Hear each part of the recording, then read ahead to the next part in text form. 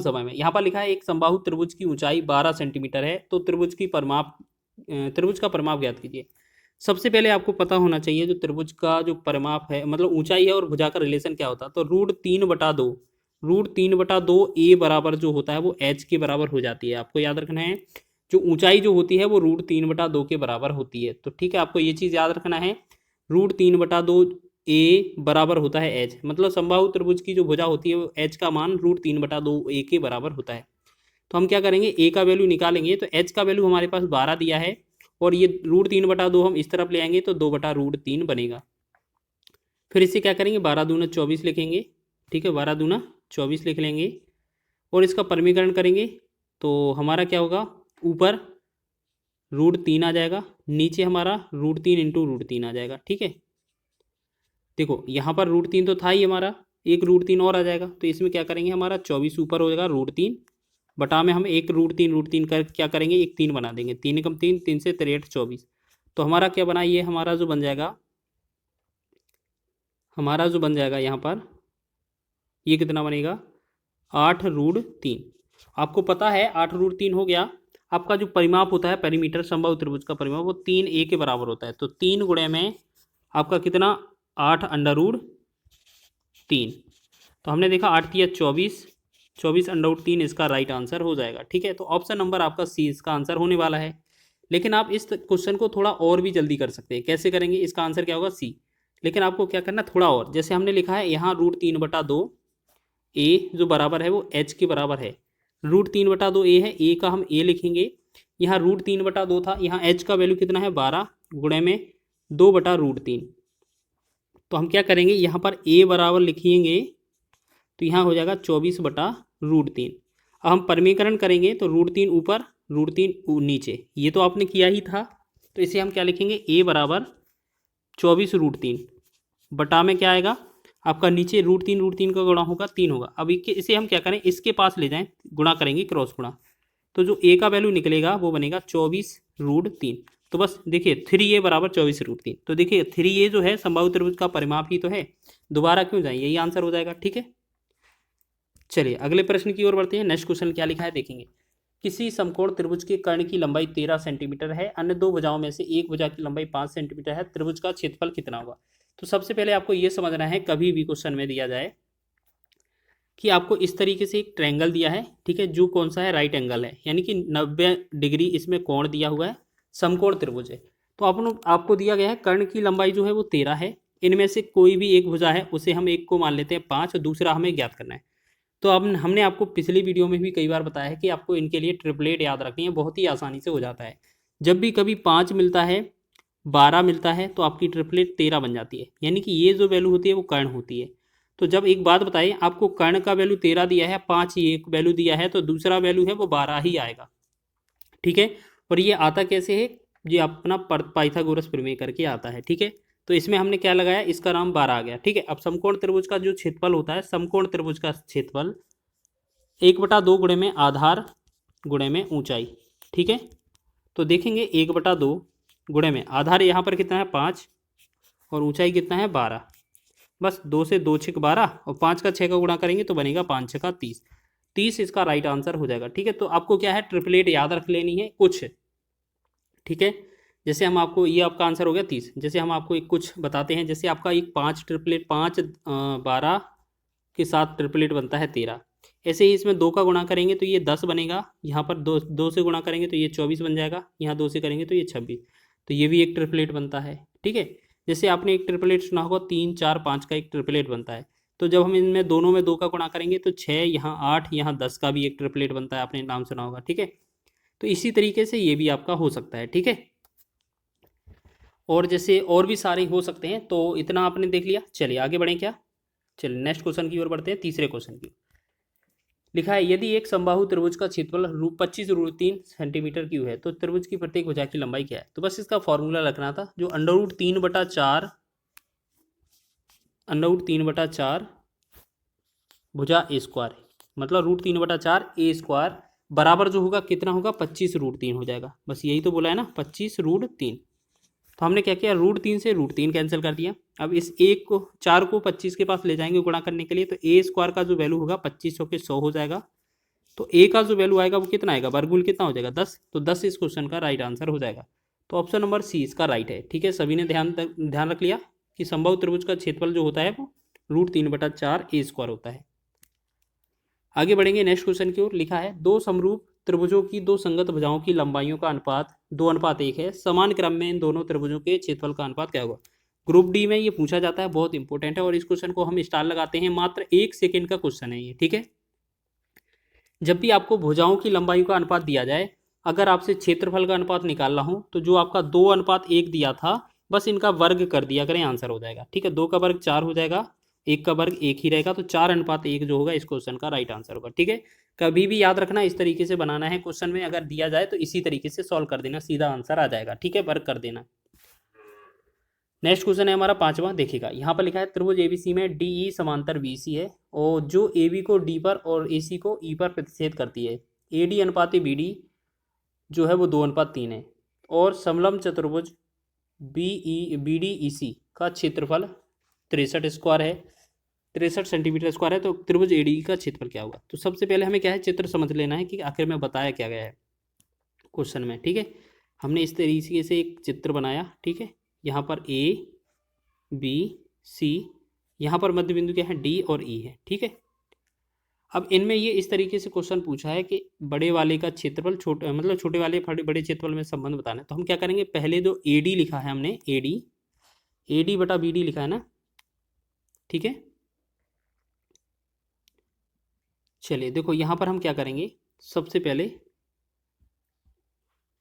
यहाँ पर A D लिखेंगे, ए डी का स्क्वायर कर देंगे। ठीक है, बटा में आपको यहाँ पर बी डी निकालना है, तो बी डी कैसे निकलेगा, तो आपको पूरा पहले ए बी निकालना पड़ेगा, तो ए बी का स्क्वायर माइनस यहाँ पर बी ए डी का स्क्वायर। ठीक है, तब जाके ये हमारा ये बनेगा। ठीक है, इतना समझ में आ गया है। चलिए आप ये समझ लीजिए, ये मान के चलें, और इस तरफ क्या करेंगे हम, इस तरफ पहला वाला क्षेत्रफल कितना है, ये बड़ा वाला है, छोटा वाला हमसे पूछा है, तो छोटे वाले को हम क्या लिखेंगे, एक्स लिख लेंगे। ठीक है, और ये बड़े वाले का 63 लिखा है तो 63 लिख देंगे, बस इतना तो करना है। हाँ देखें देखें यहाँ पर करें, A D square, A D का मान कितना है 2, 2 का वर्ग 4 हो जाएगा। ठीक है, फिर पूरा ए बी देखिएगा, यहाँ से ए डी और ए बी अगर बी डी जोड़ेंगे तब जाकर हमारा ए बी बनेगा। ठीक है, तो हम क्या करेंगे, इसके बटा में ए बी का स्क्वायर करेंगे, तो ए बी कितना हो जाएगा, 2 और 3 जोड़ेंगे 5 का स्क्वायर। ठीक, फिर माइनस करेंगे 3 का ए डी का स्क्वायर मतलब 2 का स्क्वायर, बस बराबर। यहाँ पर पहला क्षेत्रफल आपको पूछा है, बटा में दूसरा क्षेत्रफल 63 दिया हुआ है। अगर हम इसको सॉल्व करें अगर इस तरीके से, तो यहाँ पर क्या है 4 तो ऊपर ही आएगा, नीचे क्या हो जाएगा 25, 5 का वर्ग 25 माइनस 2 का वर्ग क्या हो जाएगा 4, बराबर में कितना हो जाएगा x बटा में 63। फिर हम क्या करेंगे, इसे और लिखेंगे कैसे, आपका 4 बटा में 25 में 4 गया 21 बनेगा, बराबर x बटा में 63। तो हमने देखा 21 का एक बार 21 दिया 63, तो बस 4 का 3 में गुणा कर देंगे, हमारा आंसर बन जाएगा। ठीक है, तो इसमें जो x का जो वैल्यू निकलेगा 4 दिया 12 निकलेगा, तो 12 इस क्वेश्चन का राइट आंसर है। ऑप्शन नंबर डी इसका राइट आंसर हो जाएगा। ठीक है, तो ये क्वेश्चन भी बना लेना आप।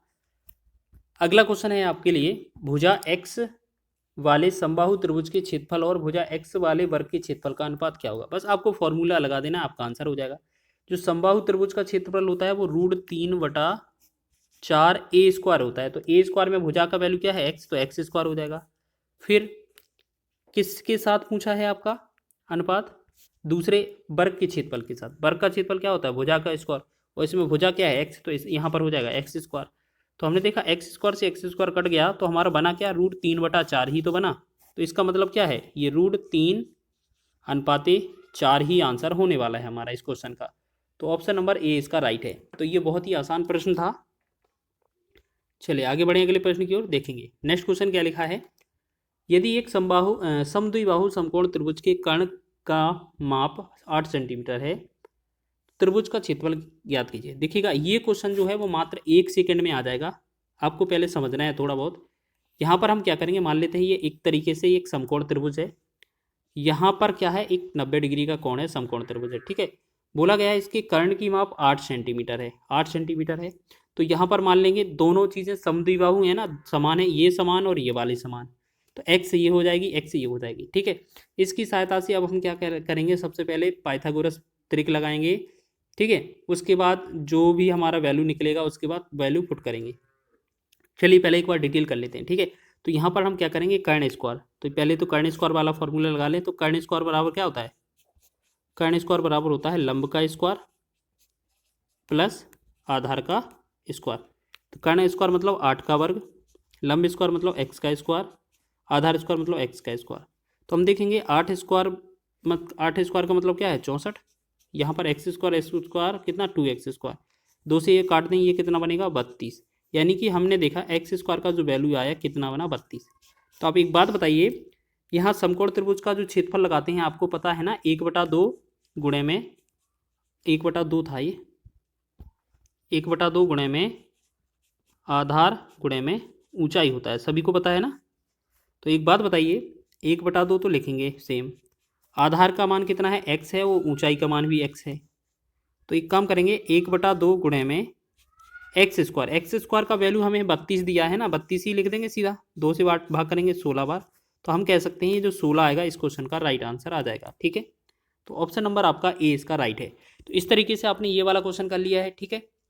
लेकिन आपको क्या है, ट्रिक से करना है, ये मात्र 1 सेकेंड का क्वेश्चन है। देखिए आपने ये देख लिया है, तरीका देख लिया है, अब शॉर्ट ट्रिक में क्या होगा देखिएगा। आपको करना क्या है, हमेशा समद्विबाहु लिखा मिलना चाहिए और समकोण त्रिभुज लिखा होना चाहिए, ठीक है। और उसमें कर्ण की माप कुछ भी दिया हो, ठीक है।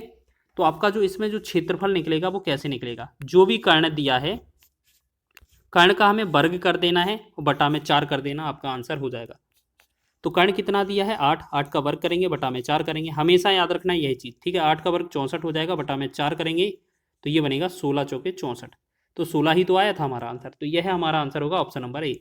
तो बताइएगा, समकोण त्रिभुज की दो छोटी भुजाओं की लंबाई 7 सेंटीमीटर और 24 सेंटीमीटर है, इस त्रिभुज की परिवृत्त की त्रिज्या ज्ञात कीजिए। देखिएगा आपको इसमें क्या चीज़ें याद रखनी है, जैसे हमें क्या है समकोण त्रिभुज मिला है और परिवृत्त वृत्त की त्रिज्या मिली है, तो आपको याद रखना है यहाँ पर छोटी भुजा भी लिखा हुआ है।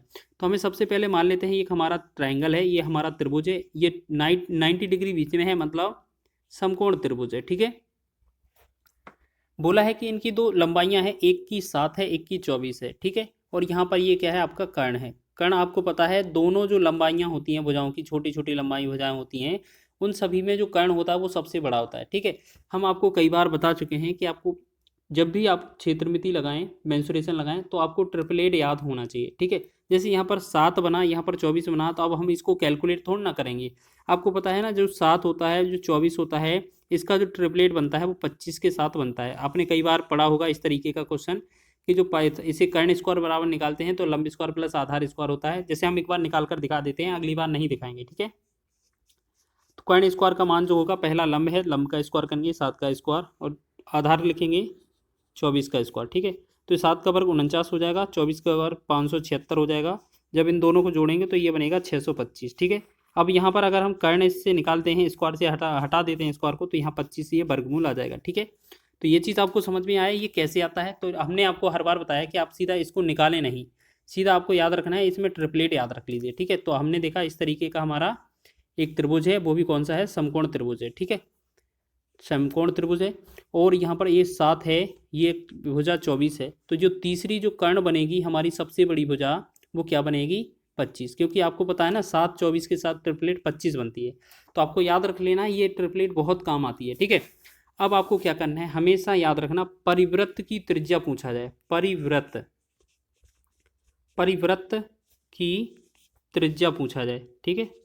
तो आपको क्या याद रखना है, जो भी इस ट्रायंगल होगा, ट्रायंगल की सबसे बड़ी भुजा क्या होती है, कर्ण होती है। तो इस कर्ण का आधा हो जाती है, यानी कि जो 25 है, 25 का आधा करेंगे हमारे त्रिज्या का मान आ जाएगा, तो ये होगा 12.5। बिल्कुल जी हाँ, 12.5 इस क्वेश्चन का राइट आंसर होगा, ठीक है। आपको याद रख लेना है कि सबसे पहले तो हमें कर्ण, जो हमारा त्रिभुज होगा उसमें सबसे बड़ी भुजा कर्ण निकालनी है, और उसका आधा कर देंगे, हमारी परिवृत्त वृत्त की त्रिज्या हो जाएगी, ठीक है। परिवृत्त की त्रिज्या हो गई। चलिए इसी तरीके से याद रखिएगा, एग्जाम में ये पूछा जाता है बहुत ज़्यादा। नेक्स्ट क्वेश्चन है, त्रिभुज एबीसी एक समबाहु त्रिभुज है, पी क्यू आर क्रमशः AB BC और AC भुजाओं के मध्य बिंदु हैं। त्रिभुज की भुजाओं की लंबाई 4 सेंटीमीटर है, तो त्रिभुज पी क्यू आर का क्षेत्रफल क्या होगा। इस क्वेश्चन की बात करेंगे तो ये क्वेश्चन आपके एग्जाम में डायरेक्ट ही इसी तरीके के पूछा जाता है। देखिएगा, सबसे पहले क्या है, हमारा मान लेते हैं एक त्रिभुज दिया है इस तरीके से, ठीक है। हमारे पास इसका जो वैल्यू है वो नाम है ए बी सी। पहले बोला है ए बी भुजा पर, फिर ए सी पर, या बी सी पर। इन सभी भुजाओं में अगर इस तरीके से एक ट्रायंगल बनाया है जिसका नाम पी क्यू आर है, ठीक है, इसमें जो भुजा है इसे क्या बोलेंगे, पी क्यू आर है। तो आपको ये बताना है कि ये जो क्षेत्रफल है पी क्यू आर का क्षेत्रफल क्या होगा। जल्दी से बताएं इस क्वेश्चन का आंसर क्या होगा। देखिए, आपको याद रखना, हमेशा याद रखना, 1 2 3 4, चारों जो पार्ट हैं, जैसे हम बात करेंगे एक क्षेत्रफल, दो क्षेत्रफल, तीन क्षेत्रफल, चार क्षेत्रफल, अगर इनकी रिलेशन की बात की जाए तो इन सभी का जो क्षेत्रफल होता है वो समान होता है, ठीक है। और अगर हम बड़े क्षेत्रफल से छोटे क्षेत्रफल का मान पूछें तो आपको याद रखना है, जो बड़ा वाला क्षेत्रफल है, जो बड़ा वाला क्षेत्रफल है, ठीक है, बड़ा वाला क्षेत्रफल है वो छोटे वाले क्षेत्रफल का कितना, 1/4, ये मतलब 4 गुने के बराबर होता है। तो हम सीधा त्रिभुज पी क्यू आर का क्षेत्रफल निकालेंगे तो जो बड़ा क्षेत्रफल है त्रिभुज ए बी सी, उस क्षेत्रफल का चौथाई है, क्योंकि आपको दिख रहा है ना 4वां हिस्सा है। तो बस यही तो हमें निकालना है। तो आपको पता है ये समबाहु त्रिभुज है और भुजा इसकी कितनी है, 4 सेंटीमीटर है। तो समबाहु त्रिभुज का क्षेत्रफल क्या होता है, √3/4। भुजा का स्क्वायर, भुजा का स्क्वायर क्या हो जाएगा, 4 का स्क्वायर, 4 का स्क्वायर मतलब 4 × 4। तो आपको पता है यहाँ पर ये 4 अलग से दिया था हमारा, 4 हम इसे और करेंगे। तो हम क्या करेंगे, 4 से 4 कट गया, 4 से 4 कट गया, ये कितना बनेगा, √3। तो √3 जो होगा इस क्वेश्चन का राइट आंसर होगा। बहुत ही महत्वपूर्ण है, कभी कभार आपका रिलेशन है वो इतना ही पूछ लिया जाता है, तो आपका ये रिलेशन भी याद रख लेना। एग्जाम में कई बार ये सेम इतना रिलेशन भी पूछा गया है। तो इसका आंसर आपका ऑप्शन नंबर सी हो जाएगा, ठीक है। आगे बढ़े अगले प्रश्न की ओर। नेक्स्ट क्वेश्चन है हमारा, यदि 12 सेंटीमीटर आधार वाले एक त्रिभुज का क्षेत्रफल 12 सेंटीमीटर भुजा वाले वर्ग के क्षेत्रफल के बराबर है तो त्रिभुज की ऊंचाई ज्ञात कीजिए। जैसे हम बात करेंगे यहाँ पर, एक हमारा त्रिभुज का क्षेत्रफल है और दूसरा हमारा वर्ग का क्षेत्रफल है। अब एक बात बताइए, यहाँ पर बोला है कि आधार और ऊंचाई, आधार और ऊंचाई समकोण त्रिभुज में होता है। तो हम एक बार वही फॉर्मूला लगा देंगे कि जो 1/2 गुणे में आधार गुणे ऊंचाई होता है वो किसके, वर्ग के क्षेत्रफल के बराबर हो जाएगा। वर्ग का क्षेत्रफल क्या हो जाएगा, a²। तो देखिएगा 1/2 गुणे में आधार कितना दिया है हमारा, 12 लिखेंगे, ऊंचाई की जगह हम h लिख लेंगे। a² का मान क्या होगा, a का मान वैल्यू 12 है तो 12 का स्क्वायर कर देंगे, ठीक है।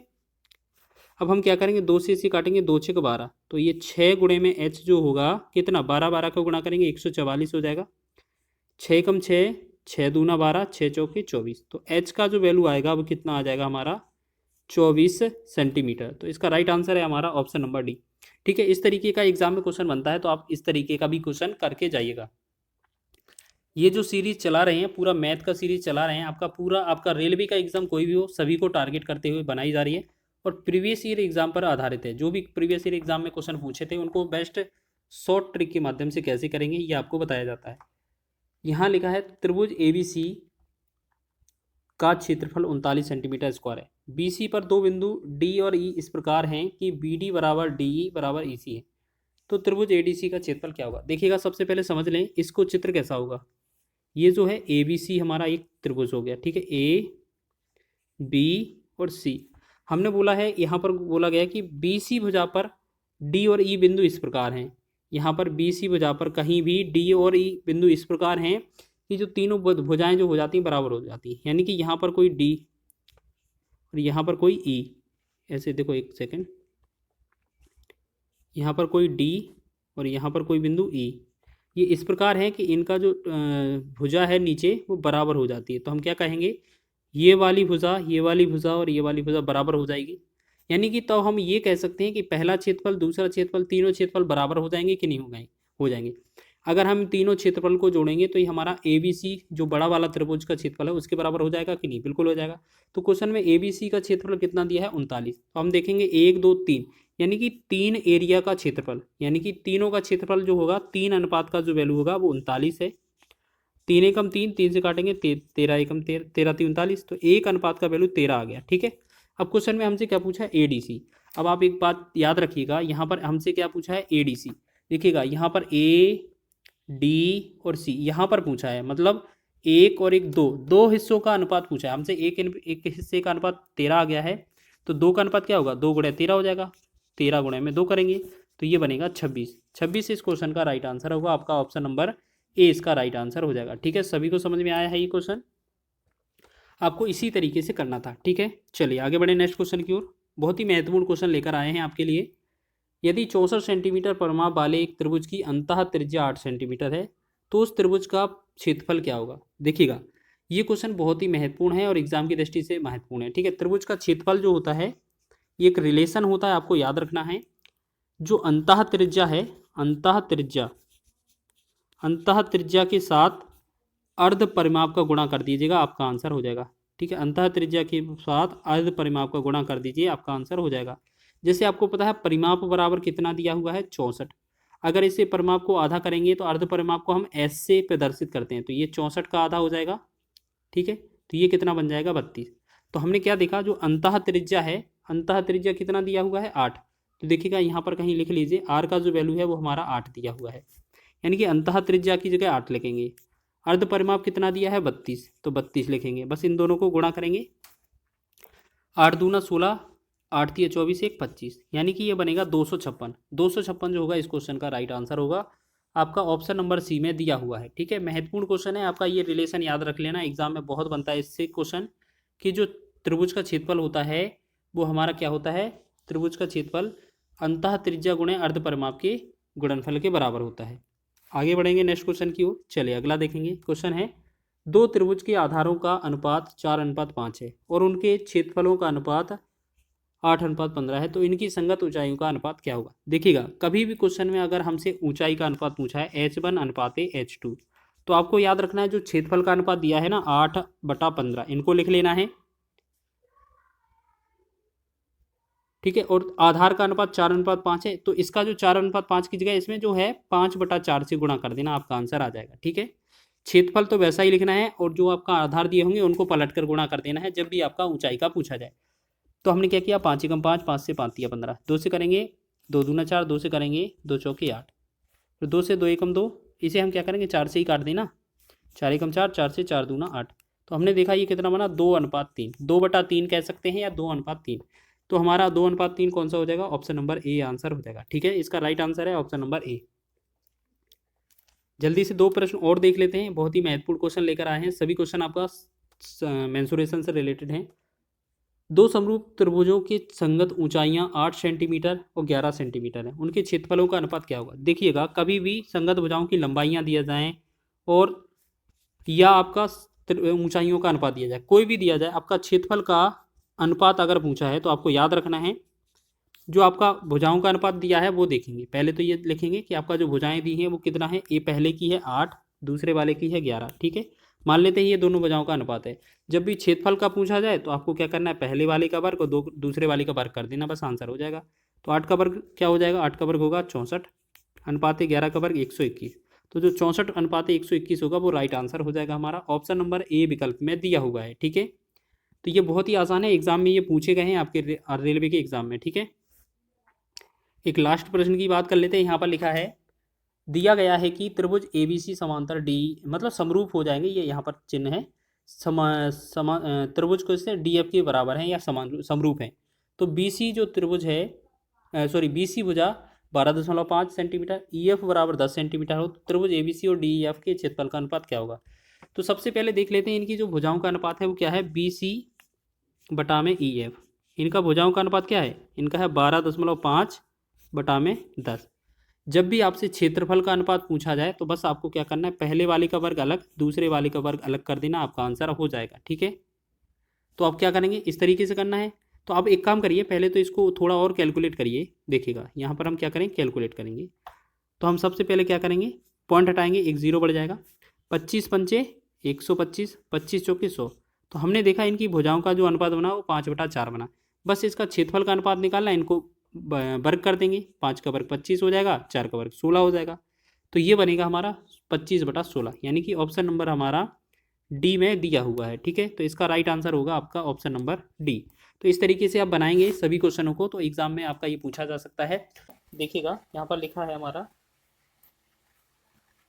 यदि किसी त्रिभुज का परिमाप 28 सेंटीमीटर है तो इसकी अंतः त्रिज्या 3.5 सेंटीमीटर है, तो इसका क्षेत्रफल क्या होगा? ये बहुत ही महत्वपूर्ण प्रश्न है और मात्र 2 सेकेंड का क्वेश्चन है। तो आपको इस तरीके का क्वेश्चन मिले कभी भी अंतः त्रिज्या दिया जाए और परिमाप दिया जाए तो आपको क्या करना है, आपको क्षेत्रफल निकालना है। तो क्षेत्रफल के लिए आपको एक फॉर्मूला लगा लेना है, क्या, अंतः त्रिज्या लिखना है, अंतः त्रिज्या लिखेंगे, ठीक है, अंतः त्रिज्या को आर लिख देंगे चाहे तो आप, ठीक है, गुणा में परिमाप लिखेंगे और बटा में 2 कर देंगे। हमने पिछले वीडियो में बताया था कि परिमाप को पहले ही हटा देंगे, या तो अर्ध परिमाप लगा दीजिए या सीधा परिमाप का गुणा करके 2 लगा दीजिए, ठीक है, दोनों ही बात सही है। 3.5 में गुणा करेंगे 28 का और इसमें क्या कर देंगे, भाग कर देंगे 2 से, ठीक है। और अगर हम इसमें पॉइंट हटाएंगे तो यहाँ नीचे आ जाएगा 10, बस 5 से 5 सत्ते 35 हो जाएगा, 5 से 5 दूना 10, 2 से भाग करेंगे 2 एकम 2, 2 से 14 दूना 28, 2 एकम 2, 2 से 2 सत 14 और 7 का 7 में गुणा करेंगे तो हमारा बनेगा 49। इस क्वेश्चन का आंसर होगा, ऑप्शन नंबर ए इसका राइट आंसर हो जाएगा। तो आपको इसी तरीके से करना है, सीधा आपको याद रखना है, जब भी आपका एरिया पूछा जाए, एरिया बराबर क्या होगा, रेडियस गुणे में पेरीमीटर कर देना, बटा में 2 कर देना, ठीक है। सीधा कैसे, रेडियस आपकी 3.5 हो जाएगी और पेरीमीटर जो है 28 हो जाएगा और बटा में 2 करेंगे, इसको सॉल्व करेंगे तो हमारा कितना 49 बनेगा। तो इस तरीके से आप लगा सकते हैं बहुत ही कम समय में। नेक्स्ट बढ़ेंगे क्वेश्चन की ओर। 2 समरूप त्रिभुजों के उनकी संगत भुजाओं का अनुपात 1:3 है और बड़े त्रिभुज का क्षेत्रफल 72 वर्ग सेंटीमीटर है, तो छोटे त्रिभुज का क्षेत्रफल क्या होगा। देखिएगा ये क्वेश्चन भी महत्वपूर्ण है, आपको क्या करना है, छोटे त्रिभुज का क्षेत्रफल पूछा है तो छोटा त्रिभुज का क्षेत्रफल x मान लेते हैं, बड़े त्रिभुज का क्षेत्रफल 72 मान लेते हैं, ठीक है। बराबर में आपका जो भुजाओं का अनुपात दिया है, छोटी भुजा का अनुपात 1 हो जाएगा, बड़ी भुजा का अनुपात 3 हो जाएगा। बस इसमें क्या है, वर्ग कर देना आपको बस। तो यहाँ पर क्या बनेगा, x बटा में 72 ही रहेगा और 1 बटा में 1 का वर्ग 1 ही होगा, 3 का वर्ग 9, तो 9 एकम 9, 9 8 72। तो हमने क्या देखा, x बटा 8 बना हमारा और यहाँ 1 बटा 1 बना, तो 1 गुणा करेंगे तो x का वैल्यू जो बनेगा 8 बनेगा। तो यही जो होगा छोटे त्रिभुज का क्षेत्रफल हो जाएगा 8 वर्ग सेंटीमीटर। तो इसका राइट आंसर क्या होगा, ऑप्शन नंबर 20 का राइट हो जाएगा। तो इसी तरीके से आपको क्वेश्चन को सॉल्व करना है जिससे कि आपका बहुत ही कम समय में पेपर हो जाए। यहाँ पर लिखा है एक समबाहु त्रिभुज का शीर्षलंब 15 सेंटीमीटर है, इस त्रिभुज का क्षेत्रफल क्या होगा। तो देखिए, तो इसका जो रिलेशन होता है शीर्षलंब और त्रिज्या में, मतलब भुजा में, तो ये √3/2 ये जो बराबर होता है वो हाइट के बराबर होता है, ये आपका रिलेशन होता है, याद रखिए, ठीक है। जो हाइट होती है वो √3/2 के बराबर, √3/2 ए के बराबर होती है। अब हमें यहाँ से अगर हमें भुजा निकालनी है तो ए हम यहाँ लिखेंगे, एच का वैल्यू 15 है, 15 लिख देंगे और √3 है, √3 लिख देंगे, बट अच्छा सॉरी ये ऊपर 2 का हो जाएगा, यहाँ पर जाएगा तो ये 2 ऊपर हो जाएगा, नीचे √3 हो जाएगा। तो जब हमारा ए की वैल्यू आएगी वो क्या हो जाएगी, 15 दूना 30 बटा √3, ठीक है। हम चाहें तो परिमीकरण भी कर सकते हैं लेकिन इतना ही लिखा रहने दीजिए। अब क्षेत्रफल क्या होता है आपको पता है ना, क्षेत्रफल क्या होता है, √3/4, क्योंकि समबाहु त्रिभुज है ना, √3/4 a²। तो देखेंगे √3/4 लिखेंगे हम साथ में, गुणा में a²। तो ए क्या है हमारा 30/3 है, 30/3 है, तो ए का स्क्वायर कितना होगा, 30 का वर्ग हो जाएगा 900 और √3 का वर्ग होगा 3, बस इतना ही तो होगा, यही तो था ना हमारा। तो हम क्या करेंगे, 4 से भाग करेंगे, 4 एकम 4, 4 से भाग सॉरी 3 से भाग करेंगे, 3 एकम 3 और 3 3 का 9, 0 0, 4 से भाग करेंगे, 4 एकम 4, 4 से भाग करेंगे, 4 सत्ते 28 और 4 पंचे 20। तो हमने देखा ये कितना बन रहा है हमारा 75√3। जी हाँ, 75√3 ही हमारा आंसर होगा, ऑप्शन नंबर आपका 20 का सही हो जाएगा, ठीक है। बहुत ही आसान तरीके से आप सवालों को हल कर रहे होंगे, बस थोड़ा आपको कॉन्सेप्ट याद रखना है हर क्वेश्चन का, ठीक है। अगला क्वेश्चन है आपका, पूछा गया था कि एक समचतुर्भुजाकार मैदान की भुजा 122 मीटर है, इसके एक विकर्ण की लंबाई 240 मीटर है, मैदान का क्षेत्रफल ज्ञात कीजिए। देखिएगा यहाँ पर आपको क्या करना है, सबसे पहले क्या है इसका देखिएगा, यहाँ पर एक समचतुर्भुज है इस तरीके से, ठीक है। आपका इसमें हमारे क्या होते हैं, विकर्ण मौजूद होते हैं। आपको पता है इसमें बोला गया है एक में भुजा है वो 122 सेंटीमीटर, 122 यहाँ हो जाएगी, 122 यहाँ हो जाएगी, हर जगह 122 हो जाएगी, ठीक है। और बोला है एक विकर्ण की लंबाई 240 है, मान लेते हैं ये पूरा विकर्ण 240 का है, तो यहाँ पर 120 यहाँ हो जाएगा और 120 यहाँ हो जाएगा। अब देखिएगा इनकी एक प्रॉपर्टी होती है, इनके जो बीच में जो प्रतिच्छेद होते हैं यहाँ पर बिंदु ऊपर, यहाँ पर हर जगह क्या है 90 डिग्री का कोण बनता है। तो हमारा ये हमारा ट्रिपलेट बन जाती है 122 और यहाँ 20 और यहाँ क्या बनेगा, तो आपको याद रखना है यहाँ पर आएगा आपका 22, तो 22 की ट्रिपलेट बनती है। आप पाइथागोरस प्रमेय लगाकर सॉल्व कर सकते हैं कि 122 स्क्वायर 122 का होल स्क्वायर माइनस 120 का होल स्क्वायर जो बनेगा।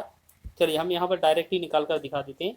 यहाँ पर जो वैल्यू आएगी इतना सा, ये वाला जो एक्स मान लेते हैं, तो इसे कैसे करेंगे, 122 का स्क्वायर माइनस 120 का स्क्वायर, ठीक है। तो इसे कितना करेंगे, 14,484 कर देंगे। और इसे कितना करेंगे, ये अंडरवुड के अंदर रहेगा, याद रखेंगे, ठीक है। और इसे करेंगे तो ये 14,000 हो जाएगा, ठीक है, 14,400 हो जाएगा। अच्छा ये क्या है, थोड़ा मिस्टेक हो गया है, इनका डिफरेंस है 484 आना चाहिए, यानी कि यहाँ पर क्या है 884 होगा ये, ठीक है। और जब इनका डिफरेंस आएगा कितना, 484, तो 484 जो बनेगा हमारा वर्गमूल कितना होगा, 22 का। तो अब इसको हम 22 से निकाल लेंगे, ठीक है। या तो आप पहले ही समझ लीजिए कि इनका जो ट्रिपलेट होता है 22, 20, 120 और 122, इनका जो ट्रिपलेट होता है वो 22 के बराबर होता है। जब ये वाला 22 है तो यहाँ पर भी क्या होगा, 22 ही होगा, ठीक है ना। तो अब देखिएगा हमारे पास D1 का जो वैल्यू है, D1 का क्वेश्चन में दिया था 240, ठीक है, बिल्कुल सही है। D2 का दूसरा विकर्ण कितना दिया है, देखो एक 22 यहाँ पर, एक 22 यहाँ पर, तो ये दोनों मिलाकर कितना 44 हो जाएगा, ठीक है। अब हमारा जो क्षेत्रफल होता है वो आपको पता है ना, 1/2 गुणे में D1 D2 होता है, 1/2 गुणे में D1 D2, 1/2 गुणे में D1 गुणे D2, 1/2। D1 का मान कितना होगा 240, D2 का मान कितना होगा 44, बस इसको कैलकुलेट करना, 2 एकम 2, 2 से 22 हो जाएगा। अब इसे हम करेंगे कैलकुलेट, तो 0 22 के 88 हो जाएगा, 22 दूना 44, 44 में 8 जोड़ेंगे 52 हो जाएगा। तो ये बनेगा 52 80, 52 बस 80 जो होगा इसका राइट आंसर होगा ऑप्शन नंबर सी। तो आप इसी तरीके से बना सकते हैं। या आप